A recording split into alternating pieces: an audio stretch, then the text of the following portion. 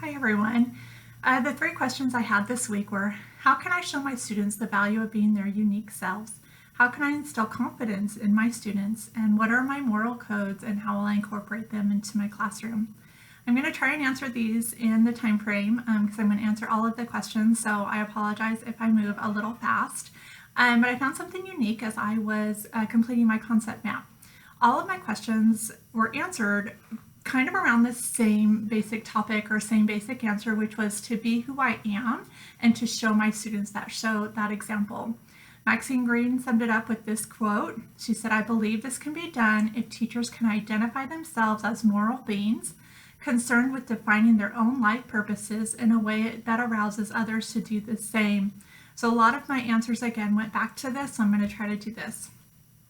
For my first question on students being themselves, I loved Kierkegaard in talking about the crowds. He said, "The crowd in fact is composed of individuals. It must therefore be in every man's power to become what he is, an individual."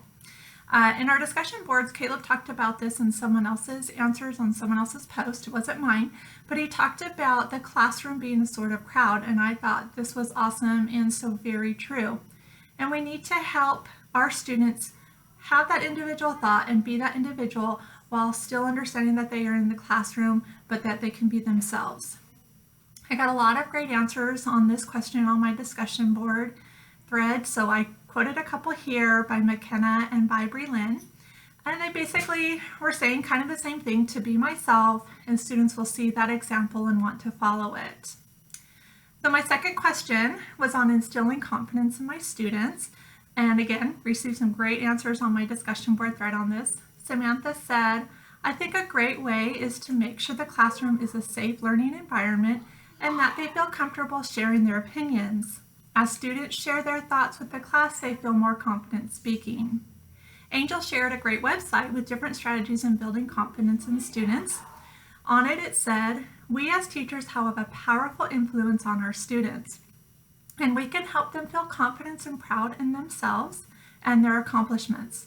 We can help them feel secure enough that they are willing and able to learn new material." Again, this kind of goes back to if I'm confident and I know what I'm doing, and then I can instill that into my students and help them with their confidence. My last question was about moral codes, and I found this conference talk by D. Todd Christofferson. I think it was entitled Moral Discipline. And he said, "Moral discipline is the consistent exercise of agency to choose the right because it is right, even if it is hard. It rejects the self-absorbed life in favor of developing character worthy of respect and true greatness through Christ-like service." And I believe as teachers that we do reject that self-absorbed life because we spend our time and a lot more of our time and energy and resources into our students than usually we are given by the schools or the money that we earn. Maxine Greene is says, "I believe it is important for teachers to be clear about how they ground their own values, their own conceptions of the good and of the possible."